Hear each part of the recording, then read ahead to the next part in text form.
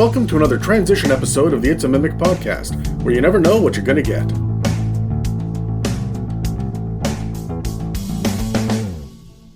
Are we good? Yeah. Ready? Yep. Welcome to our conversation on the 2024 Player's Handbook. I'm Adam, and with me are Kyle and Steve. This episode is the final part of our discussion on what's changed in the PHB, and that means we're talking about spells. And we're talking about a lot of spells, but we're going to start off with the new spells, and then we're going to get into kind of the ones that I earmarked as having the biggest changes, or are the most popular spells that have changes. And then I'm going to work my way down through the list to less and less important spells as I see fit, until we run out of fucking time. Because there are, by my notes, one second, I'll pull it up. There are like 390 spells or something like that. 391, I think. Okay, so we're going to speed run it. So we're going to speed run as many of these as possible, but honestly, not every one of them deserves a full comment. But you can assume the mass majority of them got an update. It's like, what, 6 spells a minute? Something like that? Yeah, we're not going to be doing that. Fuck that noise. So. Deep breath. All right, so the very first thing that we're going to get into, before we even jump into the new spells, is we got to address the only spell that got cut. Chaos Bolt. Huh. And you will find out why here in a minute, and it's because it became redundant. So, it's not apparent where these bits and pieces of that spell ended up. So, first of all, I'm going to go alphabetically through the new spells. First and foremost is Arcane Vigor. It's a level 2 spell. Sorcerers and wizards can heal themselves by using their hit dice as a bonus action. That's basically the warrior ability, isn't it? Just to... Oh, the fighter ability to do the... God, it's been so long since I've looked at a fighter. Yes, they've got a thing where they can just like... it's almost action surge. It is... I don't remember what it's called now. Yep. The name is eluding me, but it's basically... If only we had a player's handbook directly in front of us. Oh, man. Wouldn't that be convenient? I don't even know if the new fighter has it, because we haven't broken it down like that, right? They do. Do they? Yeah. It is... Not Action Surge, Second Wind. Second Wind, that's is. the one. Yep. We'd get there eventually. Fuck. Welcome back. So, the next spell that I want to talk about is Befuddlement. So, Befuddlement is new, but it's really just kind of a reskinning of a previous spell. It's level 8, so it's going to be powerful. This is a beefed up version of Feeble Mind, which gets its rename, I assume, for PC reasons. Feeble Mind is a little insensitive. Yeah. So Befuddlement. Befuddlement is such a casual word for what the spell for an 8th level spell though. Right. So, and wait for it, because it fucks you up pretty hard. Yeah. Feeble Mind used to do 4d6 psychic damage and force and intelligence save. On a failure, the target's intelligence and charisma scores would drop to 1, and they could not cast spells, use magic items, understand languages, or communicate until they succeed on the same saving throw 30 days later. Whoa. Befuddlement changes the damage from 4d6 to 10d12, and it adds the or half as much on a success. It essentially keeps the rest except for the stat nerf. So it doesn't affect your intelligence or charisma scores anymore. So it just removes your ability to cast spells and all that shit. You're confused and stuff. So okay. This doesn't put the NPC that gets hit by this on death's door like a 1 does, right? Because the moment that a creature drops to 0 in a stat, they're dead, yes. Right? Yeah. So it's a little bit too deadly, and at 8th level spell range, you're starting to see some features that can drop stats. So that got a bit of an update. So they took that away, but it does way more damage. Okay, cool, neat, fine, sure. Yeah. Befuddlement is way too casual of a word for that, though. Yeah. Oh, 100%. Yeah. Fuck your brain! Yeah. Yeah, up there with stuff like planar portal and yeah, and then just befuddlement. Yeah. The tonal shift is off. It has in my head, and I know it's because of Elmer Fudd, but it's got a Looney Tunes aspect. Like it's befuddlement, right? It's nothing. So Elementalism is the next one. It's a cantrip for druids, sorcerers, and wizards, and it conjures a very small amount of one of the 4 elements. It's really only useful if you might want to cover your tracks with dirt 5 feet at a time, summon a cup of water 1 at a time to not die of thirst, it's a cantrip, so you can do it over and over again, so your whole party's fine. But how often is that shit necessary, right? And the other thing is maybe you can create some mystique by having embers floating in the air, or your cape billows or something. If you don't have prestidigitation, minor illusion, thaumaturgy, like other cantrips. So Yeah. Honestly, it's the cup of water that gets me, because I was noticed in the DMG when we were doing the PHP 1 episode where they have a specific thing in the back for dehydration. yeah. Yeah. So moving on, Fount of Moonlight. There's a 4th level for druids and bards. You glow brightly. You do extra radiant damage, but it's only with the melee attack. And then you gain resistance to radiant damage as well.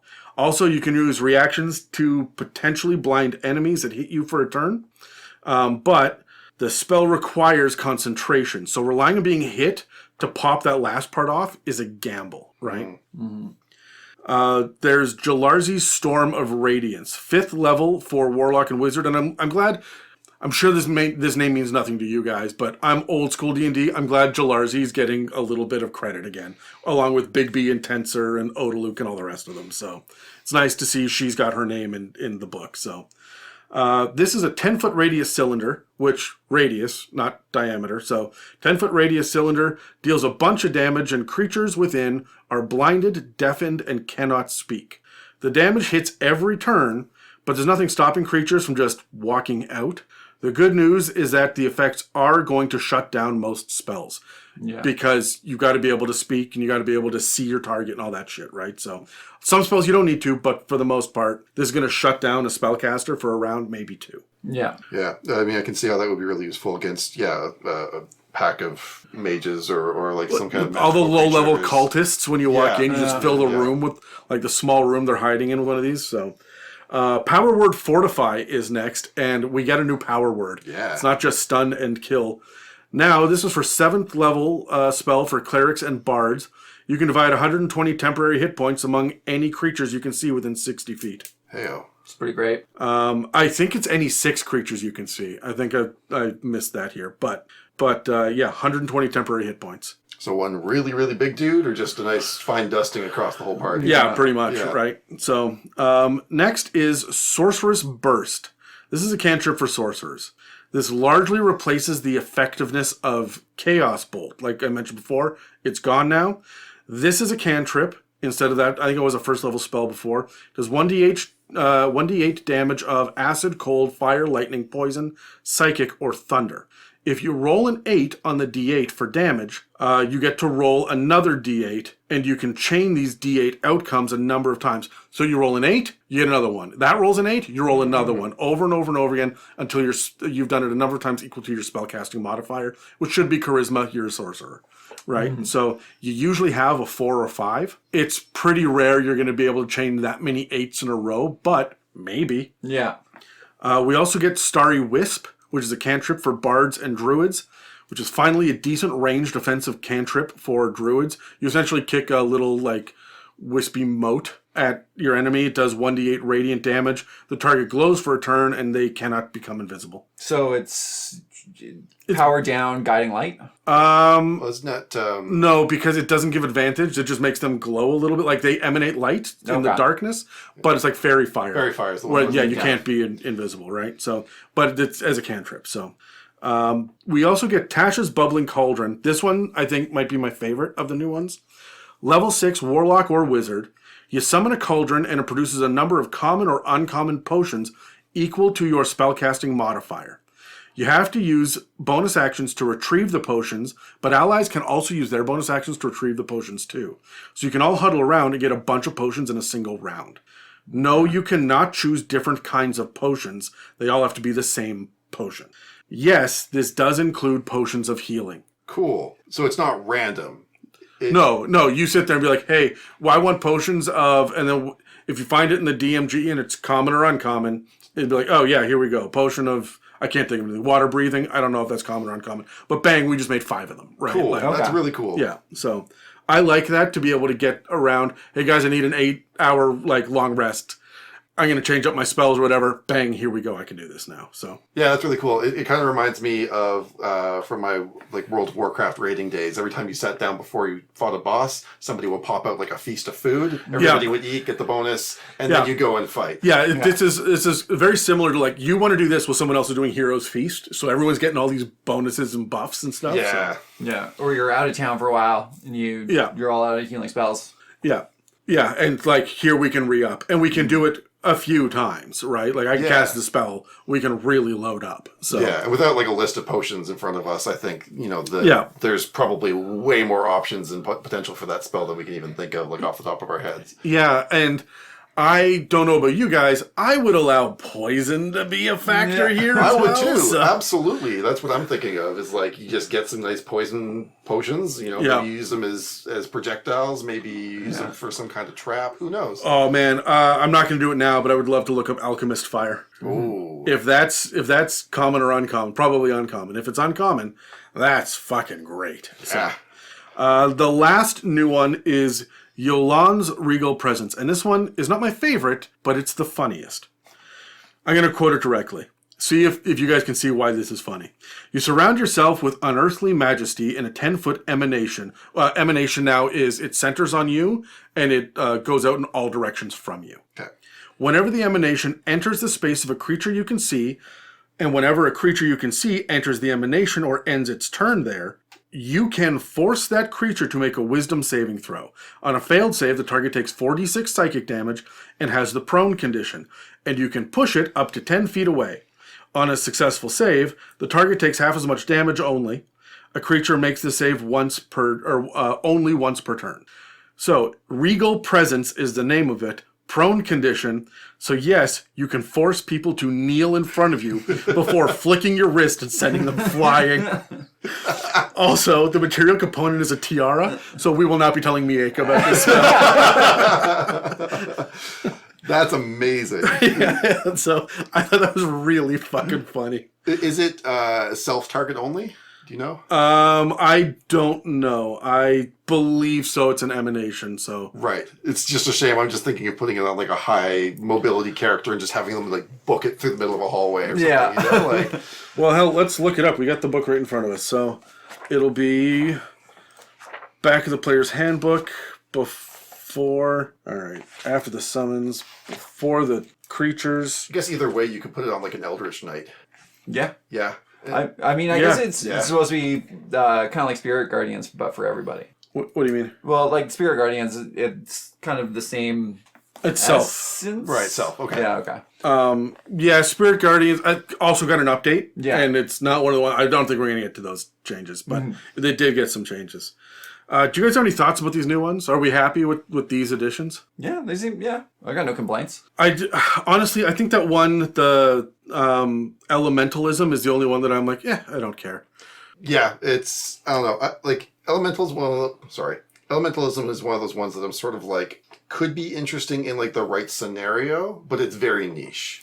Yeah, like a survival based game, perhaps, where you're like, or if you know you're going to the plane of fire, sure, right? Yeah. Mm-hmm. So. Yeah, I'm 100% with you. It's very situational. Yeah. But not exciting. The one that we just kind of skipped over right at the beginning, which I think is going to be a game changer, especially for our D6 casters, is Arcane Vigor, right? Being able to blow a bonus action to use hit dice is huge.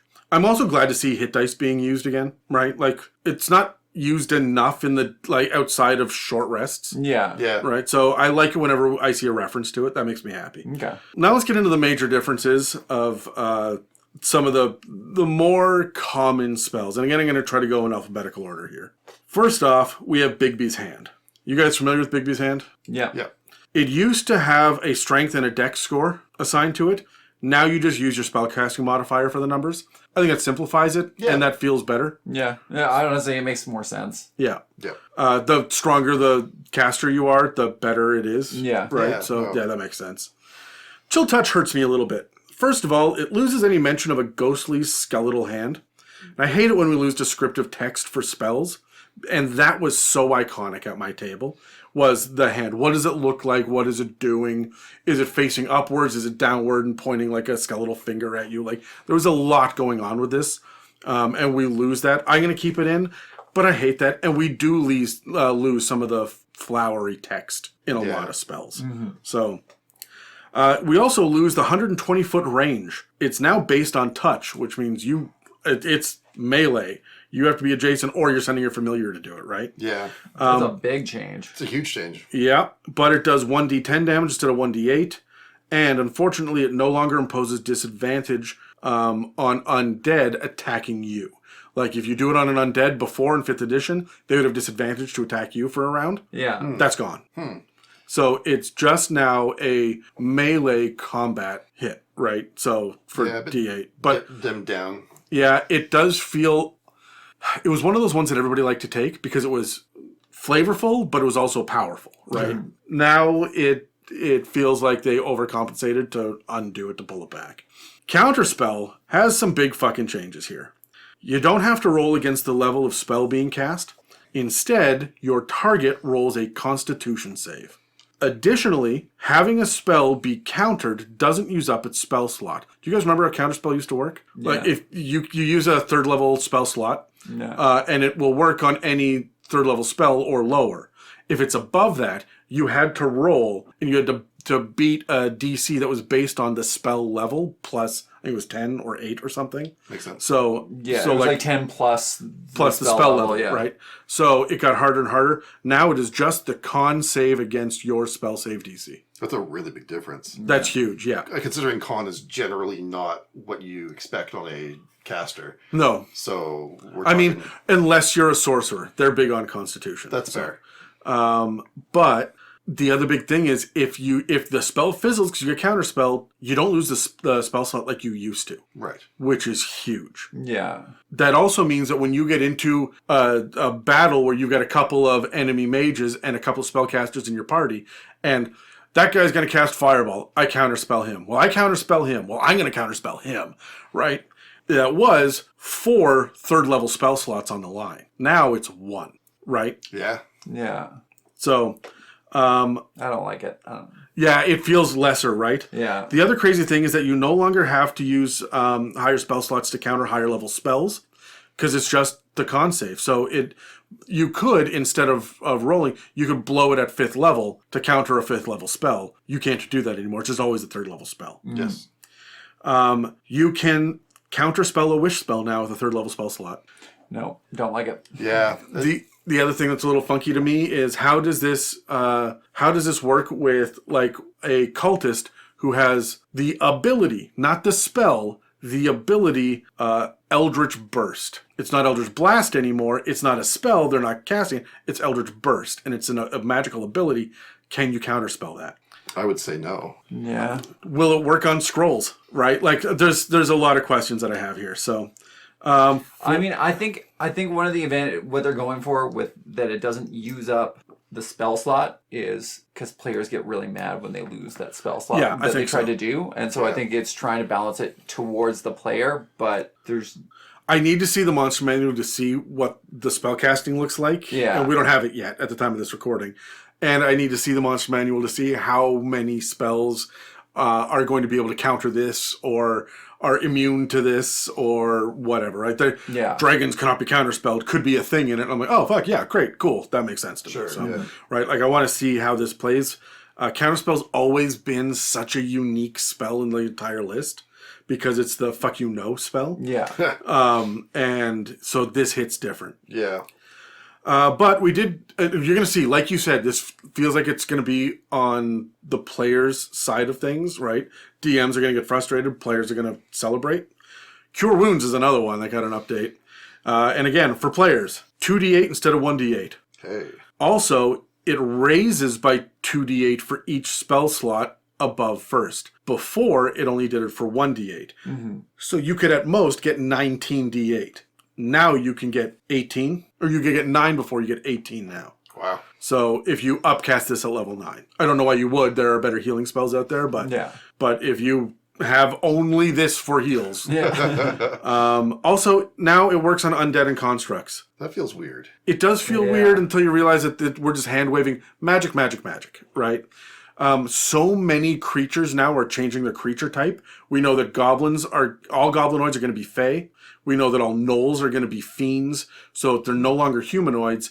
So I think that they've taken a look at how the creature types interact with each other. And because we were getting some of that weird shit in later 5th edition with fairies are fae and autognomes are constructs and will heals work on them now. Mm-hmm. This is going to let them work on whatever autognome, or you want to play a Dompier, so you're technically undead or something in the future. Sure, here you go. We don't need to do what 3.5 did, which was with Construct, you were a Warforged. Someone needed to have the mending spell in order to heal you, right? Yeah. So we don't have to worry about that shit anymore. We can just Cure Wounds works, right? Daylight now actually uses actual fucking sunlight. Thank God. The argument that I had at my table during Curse of Strahd was, no, I'm going to cast Daylight. Right, but it has to be sunlight. This is just radiant damage. The fuck do you mean that's just radiant damage? And I know I'm not the only person. That has been a consistent gripe through all of 5th edition. So finally, yes, sunlight. Fuck you, vampires. Here we are. Yeah. Fire. You should have called it holy light if you didn't want it to be sunlight. Yeah, right? Yeah. Fireball no longer spreads around corners, so cover actually becomes a thing again. I like that. Yeah. Sure. Cover's going to become more of a thing in this edition. I'm seeing more and more references to it in spells and how attacks work and the mechanics. Cover is something that they really want to highlight. It wasn't highlighted very well in 5th edition. No. It was a bit of a footnote. So I think my only concern with like cover becoming more relevant is it does sort of force players towards and GMs towards playing with an actual map, which isn't necessarily a bad thing, but like it does sort of mean that like the theater of the mind gameplay becomes a little bit more tricky for players because they have to really be like, where's the cover? Where do I stand? How do I get this benefit? But to bog things down. But I also want to say you're absolutely right. And I think the reason that they're leaning harder into it is because it's going to be one of the things that is factored into all of the maps for the new virtual tabletop. Because that's going to come with this edition.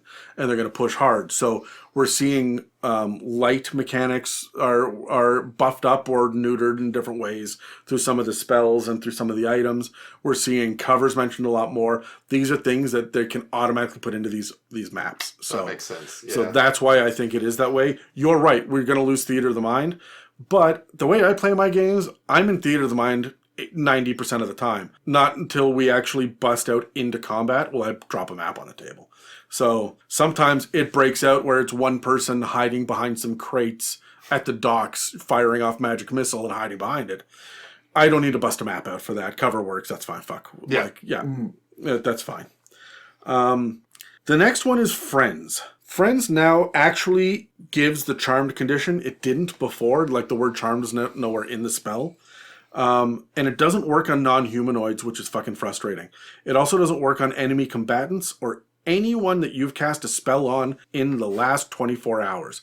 If you healed someone, an NPC, you cannot cast Friends upon them. So the idea here is that it's meant for manipulating strangers in town, right? Also, the spell ends if the target takes damage, not just from you, but also if you make an attack, if you damage anyone, and by dealing damage in any way, like pushing a boulder off, that's not an attack. Yeah. The boulder lands on someone below, you dealt damage. Or you force a saving throw on anyone, not just the charmed creature, they can break free and go, well, wait a minute, what are you doing? Because they're seeing you be violent, and that might shake their friendship, right? Whoa. Yeah, big changes for this one. I don't know how I feel about it. This feels a little fucking useless now. I mean, I can't say that Friends was ever like really high on my to-take list already. Sure. And now it's just not really on the list at all. Yeah. Friends also had that condition like where when it ends, they know... That's still there. Yeah? Yeah. Yeah, I'm only highlighting the changes. If I don't say it, it's still the same as it was before. I mean, it's just basically a charisma check, given... If I'm going to play in Waterdeep or Baldur's Gate, or I'm going to Ravnica, where I'm in a city, and this is likely to be something that I'm doing all the time, I might take this. Maybe. If I've already got 3 other spells at this spell slot anyway, right? Like... I'm beefing up my list at like level 13. Yeah. Right? Sure, I'll grab Friends. Why the fuck not? We could use this. Is there any level scaling on it at least? Like No. No. Yeah. All right. Grease is not flammable anymore, and I'm pissed about it. Wait, what? Yeah, grease is just now the slippery shit. It's just not flammable anymore. Oh, boo. Yeah, my favorite thing to do was to lay down a thing of grease, have goblins or kobolds or cultists or whatever, have 7 or 8 of them end up slipping and falling and then lighting it on fire. Yeah. Right. Now you're prone, you got to get up, you're only moving half. There is a section, spoiler alert, there's a section of White Plume Mountain, which has grease in a tunnel as well, and someone shooting fire into the greasy tunnel. But it's a tunnel that rotates, so as your guys walk through it, and the grease, like they're all falling all over each other. Love it. Fucked my guys up, because I made it like twice as long as it actually is, so that they were in there for a little while, and then I lit it all on fire. And then Dave, who is a fairy, flew through the tunnel, he dashed, and this guy's shooting through like a little slot in the wall at the end, little arrow slot, and he just pulls out a cast iron cooking pan and holds it over the slot. Yeah. And here's tink, fuck, and then the slot closes. So I thought, like, he wouldn't have done that if it hadn't been flammable and we weren't lighting his party members on fire. Anyway. Also, it would give you a reason to bring elementalism, because then you Sure, can sparks and light grease on fire. You know, like, I mean, they're just handicapping that spell already. For guidance, we get a major upgrade. Before, it was add 1d4 to any ability check of your choice. You would choose strength or whatever. And then once, you would get to use it anytime in the next minute, right? So if it was strength, then what's a good example? If it was charisma, you know, it would work on deception or persuasion or performance. Now, it's any check for a specific skill. And you can do it over and over and over again for the duration of that minute. Oh, okay. So, that's pretty huge. You lose the ability to put it on ability checks like initiative and tool checks, which hurt, but you do get to use it over and over again. And that's big. Because, hey, athletics, the wizard's going to take a full minute to climb that fucking cliffside, right? Now you were having to cast it over and over and over and over and over, right? Which means you got to stay beside them and so on and so forth. So haste is a little different, but the biggest difference is that now you don't just lose the ability to take actions when the spell is over. Before, you'd be fatigued. 5th edition's like, you're fatigued, you can't take actions for a turn, right? Now you're completely incapacitated. And that means not only can you not take actions, but you also cannot speak, and you cannot take bonus actions or reactions for the turn either. So it hurts a little bit more, but I have had players spam haste at the table, and it fucks up my action economy. The combat just kind of falls apart, and like, I understand why they're making it a little bit harder to do it. It's a little more punishing. Yeah. I think it's a balance factor, but it does not feel good. Okay. I wish, like, I would be okay with that change if they also changed it to benefit a spellcaster, right? Because as it is, you can only do an extra attack with a weapon. Yeah. Right? You can't cast an extra spell, or maybe cast like 2 full action round spells in a turn, right? It does fuck up an action economy, and my favorite thing to do was take a sorcerer and twin spell and haste. Yeah. And so, like, it was good. And so, I do agree it could be nerfed a little bit, but it would be nice if it also had more utility, right? Sure, yeah. A little bit of a trade-out, but... one other one that did get nerfed is invisibility. Before, it used to end when the target attacked anyone or cast a spell. You know, you drop your invisibility. Now it's whenever you force someone to take damage. If you deal damage at all. Again, before you could push a boulder off of a cliff and squish someone. Wouldn't end invisibility. Now it does. So what? The invisibility sees you deal damage and decides it doesn't want to be friends with you anymore? Like, if I can be honest, the way that I would flavor this is, to make it make sense, we're tapping into the weave in order to get our magical abilities. The weave does have a sense of morality and balance to it.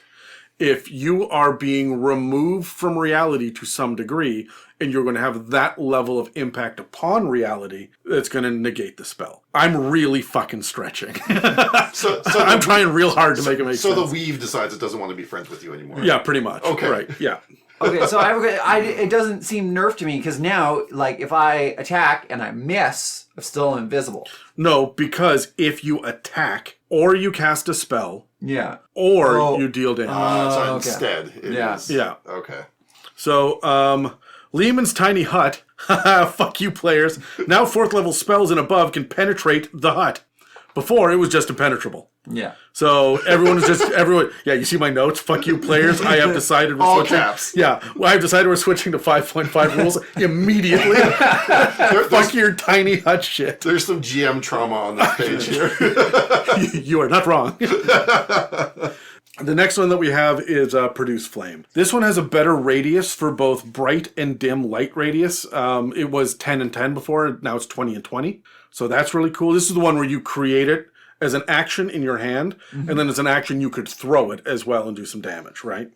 But now it takes a bonus action to throw it. Or no, sorry, to cast it, and it still takes an action to throw it. But that means that you can do all of that on one turn instead of having 2 turns, right? Yeah. And now it has a range of 60 feet to throw it instead of 30. I like it. Yeah. So I think that makes it a little bit more viable as an option. Still can't throw it into grease, though. Well, you can. It's just not going to fucking do anything. Polymorph, and it seems like we're splitting hairs here, or feathers, but the additional hit points are now just temporary hit points. Before, you would get a whole separate pool when you would become an animal or an object or whatever, right? Now, it's just temp hit points. This feels a lot cleaner to me. Interestingly, it's not mentioned that these temporary hit points dissipate when the spell ends. So in theory, this is a massive boost, rules as written. You could become a Tyrannosaur for a moment, then get rid of it, and maintain those temporary fucking hit points. Yeah. Yeah, that feels against the spirit of it, though. It's absolutely not rules as intended, but it is rules as written, so watch out for your rules lawyers. All of this is also true for true polymorph as well at higher levels. So. Shape change, like polymorph, has temporary hit points now, and they reset if you magically change your form again. So is not going to hold on to it. The idea is that if you cast another spell to become, like, you're Tyrannosaur first, and now you're going to be a Dandelion, no, you're the Dandelion hit points, right? Mm-hmm. Those are the temporary ones you get. Also, because dragons seem to have this, because we have seen dragon stat blocks now, they've been released, a couple of them have. They have shape change as a spell instead of shape change as an ability. So, because I think that that dragons have it, it does get rid of the rule from 5th edition, which said you couldn't use legendary actions or layer actions. Okay. Now you can. Yeah. So that's a bit of a buff, and I think it's monster related. For sleep, this one got completely fucking redone. Major overhaul. I'm just going to read it. Before, if you guys remember, it was like roll a certain number of dice and then counting down from, or starting with the lowest hit points and then so on and so forth. Yeah, it was fuck all of that noise. It was the only spell that was like that, and so fuck it. Each creature of your choice in a 5-foot radius sphere, centered on a point within range. So 5-foot radius sphere, which means you're going to get 4 creatures, right? At max. At max. Or if they're tiny or small, like, and they're clumped together, you'll get more. Sure. They must succeed on a wisdom saving throw or have the incapacitated condition until the end of the next turn, at which point it must repeat the save. If the target fails a second save, the target has the unconscious condition for the duration. The spell ends on a target if it takes damage or someone within 5 feet of it takes an action to shake it out of the spell's effect. Creatures that don't sleep, such as elves or have immunity to exhaustion condition, automatically succeed and save against this spell. That's fair. Elves could do that before. That always drove me nuts as a DM, but that's fine. It's still doing the same thing. Now I feel like this is a lot more specific, and it can work on any... You can cast this on a fucking CR 14 creature, and then they have to save against it, right? Yeah. I mean, it definitely opens things up a lot more, because before it was like, yeah, okay, well, if they show up with a couple of minions, well, the minions are going to go to sleep, and the big guy's just going to stand there and laugh at you. The moment I knew that my bard had taken sleep, everybody had fucking minions that were all moving in packs. Of course. Right? Yeah. I can't protect against that the same way now, but he can only target tightly clumped groups of people. So now my strategy is spread the fuck out, right? Yeah. So yeah, and as well, like... And the minion can be like, wake up. And it now takes 2 turns, right? First turn, you are just incapacitated. So you can't take turns, you can't speak anything, because you're getting drowsy, you're falling asleep. Yes. The second turn, if you fail again, down you go. So that's still likely going to work on goblins and kobolds. You're going to have a real hard fucking time against a pit fiend. Sure, yeah. Right? So even if he fails once, is he going to fail twice, right? Unlikely. So how do you guys feel about this? Like, it's a very different spell now. I'm not sure I agree with the immunity to the exhausted condition part. Because, I mean, when I think of that, it's like physical exhaustion, right? Like it's your body is wearing down, but that's not what magical sleep is, right? It is imposing something new on you. I 100% agree with you. I feel like this is meant to just be a blanket fix for undead and constructs and some plants maybe that can't, like plant monsters that can't be, like some oozes, right? So that when you're using it, no, these creatures don't fucking sleep, right? And it's not like they don't sleep, it's that you're not going to hit them with anything that's going to wear down their stamina levels, right? Yeah. Okay. I think it's to avoid having that like extensive list of these all can't sleep. Yeah. It's just like, no, if it's immune to exhaustion, like sure you might catch some things that would sleep normally, but I wonder, we didn't get a whole lot of stat blocks in 5th edition, which was like immune to exhaustion. There were some for sure, especially high level stuff. Yeah. But there weren't a lot. I wonder if we're going to see more in the new Monster Manual. Possible. Yeah. So. Okay. Yeah, that makes sense. True Strike. Total overhaul now. I'm going to read it out loud again because some of these are so different it's worth pointing out. Guided by a flash of magical insight, you make one attack with the weapon used in the spell's casting. So you have to, like one of the material components is, my weapon. Yes. Right? The attack uses your spellcasting ability for the attack and damage rolls instead of using strength or dexterity. If the attack deals damage, it can be radiant damage or the weapon's normal damage type, your choice. True Strike before was largely fucking ridiculous. It was just a waste of your fucking turn. Yeah. This feels impactful now. Yeah. It's closer to like Green Flame Blade. Yeah. Which I don't think we get in this book. I don't remember seeing it. Next, I think it was in Tasha's too, anyway. But it was for sure in Sword Coast, so I bet it got a reprint in either Xanathar's or Tasha's. okay, yeah. Wish is the next one on the list. Now, Wish already has a bunch of things that it does and a bunch of things it doesn't do, but here are only the differences. Now, one of the special effects, because the main use is you can cast any spell of 8th level or below. And then it lists like 6 things. You can do this, you can do this, you can do this. One of these things is replacing a feat that you have with another feat, as long as it's congruent with your character build. Which is to say that you can, like, you got the prerequisite, like, charisma or strength or whatever to get it, and also other feats don't rely on you having this feat. Right. So you can swap feats out. I think that's pretty fucking huge. Yeah. Especially when you get to later levels where you've got these long builds, you're like, I don't fucking use this thing anymore. I would like something else. Mm-hmm. Yeah, absolutely. Also, the Lady of Pain, who is the caretaker of Sigil, which is at the middle of the hub of the multiverse, straight up does not let you fuck with the multiverse, with anything in Sigil if it's going to be damaged, or with herself in any sort of dangerous way. And as a matter of fact, when you try to use Wish to do it, you get, it says right in the book, you get an image of the Lady of Pain looking at you and shaking her head slowly. And then the spell fizzles. Sass. Yeah. And that's fucking terrifying too. She's a terrifying individual. Sure. I thought if she made like eye contact with you, you get like flayed alive. That's one of the things she can do as an action. It's not an auto. Okay. So this is just her, like a mental image of her popping up in your head being like, no. Yeah. This is her giving you the look that Mieka gives me. The last big one that I wanted to point out that changed a lot is Witch Bolt. A Witch Bolt used to be, you would cast it and it would connect to another creature unless it moves outside of a 30-foot radius with you. And every round it would do damage. And you would use your action to hit it again and again, but you don't have to roll to hit.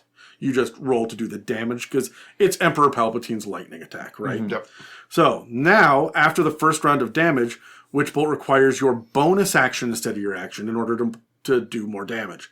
That means that you can still cast non-concentration spells on your turn. Cool. Okay. Also, the range goes from 30 feet before to 60 feet, so you're likely going to be able to get another round out while, like you're hitting on most creatures, right? So if it runs away its movement, it has to dash to get the fuck away from you and burn a turn, or you're going to have the opportunity to catch up with it, right? And you're just going to chase them around, shocking them over and over again, which is kind of fun. So. Yeah.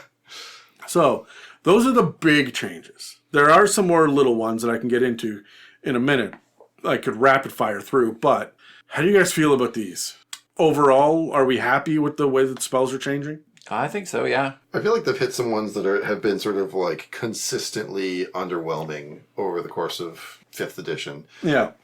Yeah. There's definitely, some eyes on the feedback that have been given. And generally, I think these are all pretty healthy. I never touched Witch Bolt because I thought it was a terrible spell. Yeah, it feels viable like now. Yeah. Right? Yeah.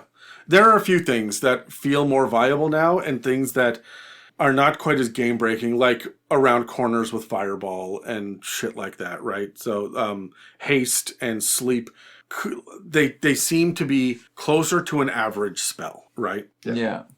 Counterspell's still fucking crazy though.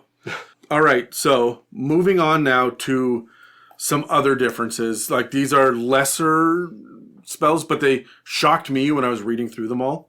And I'm going to rapid fire these guys, okay? And again, just the differences. Arcane Lock can now only be unlocked by magical means. It doesn't just raise the DC on the Thieves' Tools check. It also doesn't make locks harder to break. So trade in your Thieves' Tools for an axe, I guess. If it's a magical lock, beat that shit. Armor of Agathis, now it's a bonus action instead of an action to cast, which is really useful. Remember, you can cast 2 spells on a turn, but only if one of them is a bonus action. Then you can cast one that is an action, right? So yeah, they can also only be a cantrip and a leveled spell. Yes, so you'll still be able to get a cantrip off, right? So instead of an action to cast, it's a bonus action. Also, it doesn't specify where your temporary hit points need to come from. So this might stack with other features, right? Because it's only up as long as the temporary hit points, as long as you have temporary hit points. So if you, for example, polymorph into a T-Rex, Armor of Agathis lasts for a long fucking time. Cool.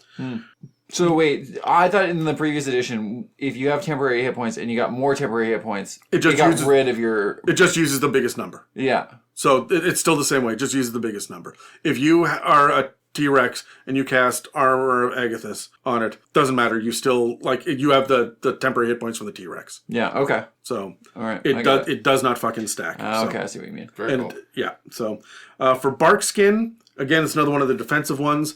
Bonus action is instead of an action now to cast it. And your AC jumps to 17 instead of 16, which it was in 5th edition. But most importantly, you don't need concentration. I hate concentration on defensive spells. It doesn't make sense. No, you're going to get hit, right? So, Blade Ward, it used to give you resistance against bludgeoning, piercing, and slashing damage for 1 round. Now it reduces 1d4 from the attack rolls against you for a minute, assuming you can keep your concentration up. But with that 1d4 help, you're more likely to do that, right? Because your concentration is against the damage you get hit, so you may not get hit, right? Yeah. Chromatic Orb. The one thing that Sorcerer's Burst didn't get from the Chaos Bolt was that cool chaining mechanic where if you rolled an 8 to go to some other creature, it's on Chromatic Orb now. Yeah, I love it. Yeah. Conjure Barrage, which was one of the absolutely fucking useless ranger spells, now seems a little bit more worth it because the damage goes from 3d8 to 5d8 and it hits multiple creatures. So, I mean, rangers have something else to do besides Hunter's Mark. Dark Vision used to have a range of 60 feet. Now it's 150. Wow. This stinks of Twilight Clerics, and I don't like it. I am not a fucking fan of this. That is fucking wild. But it's going to use spell slots, and so fine, right? Yeah. And it has a maximum amount of time. It's not going to last an entire fucking watch, I don't think, so. Entangle. Affected creatures now have to specifically make an athletics check to get out of it instead of a standard strength check. So this is actually going to help some characters who have proficiencies in athletics. But that's relatively rare for monster stats to see athletics, but it is kind of common for some player archetypes. So traditionally, this should help your fellow party members more than the monsters. So Entangle is going to hurt the enemy more than it's going to slow down your guys in theory. Cool. Also, it no longer affects you. You can just walk through it. Cool. Okay. Find Steed. I'm not going to get into the details. There's a lot of them here because you're summoning a whole new stat block. But it's not just summoning a creature from before. It has its own stat block. Like all the summon creatures have their own stat blocks now. And overall, it's just better. My favorite thing about it, though, is if you get healed, your steed heals as well. Ooh. as you level up, as you get more powerful, the steed becomes more powerful and levels too. Great. So useful in fucking combat. And again, it's fine steed, so if it dies, you're just going to get another one. So, and it's not like it levels with experience. It's just going to come, but you are more powerful, so when you summon it again, it's more powerful. Yeah. Cool. I had a big issue with some of like the Wildfire Spirit Druid, because they didn't level at the same speed you did. So by the time you get to like level 15, it's not that nearly as good as it was at the beginning. Yeah. It's Roach from The Witcher. So, I'm a big fan of that update. I'm also a big fan of Gaseous Form. With higher spell slots, you can now target multiple creatures, which means you and the whole party can now turn into gas and get through the fucking keyhole. This is ripe for some high-level fuckery. It really is. Yeah, so pretty fun. Good Berry takes a bonus action to eat a berry now, instead of a full action. Good Berry only gives you 1 hit point, but it's still 1 fucking hit point, and you can jam it in someone's mouth when they're unconscious. Yeah. Healing Word deals 2d4 instead of 1d4, and on bonus actions, that's really useful. Yeah. So feels a whole lot better. Hunter's Mark, which is now a major feature that comes like standard with Rangers, now does force damage instead of the weapons damage. This is going to get past all sorts of resistances and immunities, because force damage was the one, at least in 5th edition, that I think there were only like 3 creatures that were immune to force damage and like 6 that were resistant to it. Like there's nothing can resist force damage, right? So, and the last one I wanted to bring up was Lesser Restoration. Now it's a bonus action to cast, which is nice. Yeah. So it gets rid of some of those gnarly condition effects. So, and like I say, there's so many more. We've covered 43 spells out of like 391 of them. And it took us like 45 minutes to do it. These are the ones I thought were the most important changes, the ones that people are going to like interact with the most. So this feels pretty good. Everything else is, in my opinion, minor or is a major thing that's not going to show up at most tables. Sure. Right? So, but how do you guys feel about these changes? Like, do you think that this new edition did right by the players as far as the spells? I think so. I think the thing is like, no matter how much balancing you do and time and effort you put into making things all relevant, at the end of the day, you can only take X number of spells. Yeah. Which means there's always going to be a couple of spells that are left on the, the cutting room floor that nobody uses because there's just other things that are more relevant. Sure. Yeah, absolutely. And we've probably shuffled that around a little bit here because I absolutely do love a lot of the changes on the things that we talked about today. So the question to me off the top of the head is just like, okay, what did I used to use that I'm not going to use anymore? Yeah. Who's the new redheaded stepkid? Yeah. Who's True Strike now? Yeah, exactly. And it's interesting because there's going to be a new shifting in the hierarchy. Sorcerer's Burst is going to be on most sorcerers. I can just fucking feel that. Sure. Right. You're going to get around all sorts of damage and you get to roll a bunch of d8s, right? If you keep rolling 8s. Like that just feels fucking good. Yes. But then there's some things that I'm like Counterspell just feels different. It's like Sleep doesn't feel special anymore. And I kind of like that because those special ones were on everybody's list, right? Yeah. I know when my wizard has 3 third-level spells, he knows Fireball, Counterspell, and Fly. I know that. No matter what. This makes me stop and go, all right, let me read the other ones now. Yeah. Let's actually see what else is here at 3rd level. So. Yeah. Yeah, I also really like that they doubled the healing because I always in 5th edition it was definitely just not rest. that great, right? Like if you didn't go with a cleric to heal anybody because the druids had better spells for it.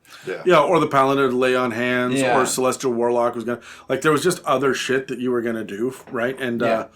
And you're right, the healing in this feels more impactful. You're getting more bang for your buck for the spells. Yeah. And this is going to minimize I could use a short rest. I could really blow those hit dice. No, man, I'm just going to pop off a Cure Wounds. Let's keep going. Yeah. Thank you guys so much for listening to another episode of the It's Mimic podcast. And we hope to see you again. Not scripting the outros, it's fucking up everybody. And it's so good. I can just hear the gears turn. He said not to say see you again because we won't see them. Yeah, and then but I don't have anything else loaded, so I'm going to say see you again. Okay, bye. That's all for this transition episode of the It's a Mimic podcast. This episode and others can also be found on Spotify, Apple Podcasts, YouTube, and most other podcast apps. Please take a second to engage with a like, follow, subscribe, comment, or review to help push our engagement. Thanks for listening to It's a Mimic, where you never know what you're going to get.